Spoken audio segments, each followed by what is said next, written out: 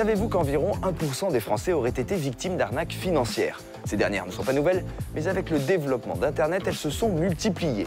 De nombreuses annonces proposent des placements mirifiques et incitent les particuliers à investir dans des produits qui ne sont qu'un mirage. Les sociétés proposent également d'investir dans des placements atypiques ou alternatifs à haut rendement. Diamants, terres rares, énergie renouvelable.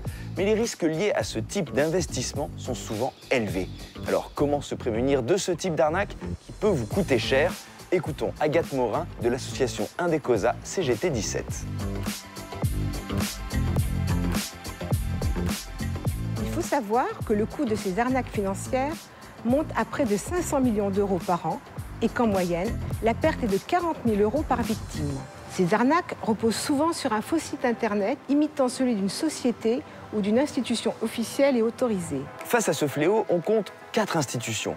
La Banque de France, l'Autorité des marchés financiers, le Parquet de Paris et la Direction générale de la concurrence, de la consommation et de la répression des fraudes. Elles se sont engagées pour dénoncer ces pratiques et en limiter les effets par leurs actions coordonnées. Mais comment repérer ce type d'usurpation de sites internet et d'adresses mail d'institutions illégales? Demandez-vous d'abord si l'offre n'est pas trop belle pour être vraie et si le placement proposé correspond réellement à vos besoins.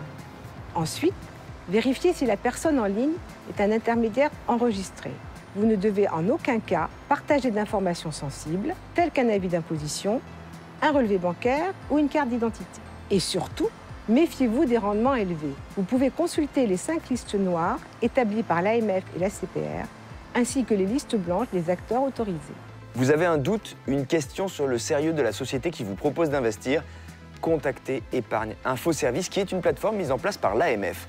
Pensez-y, les arnaques financières, ça n'arrive pas qu'aux autres.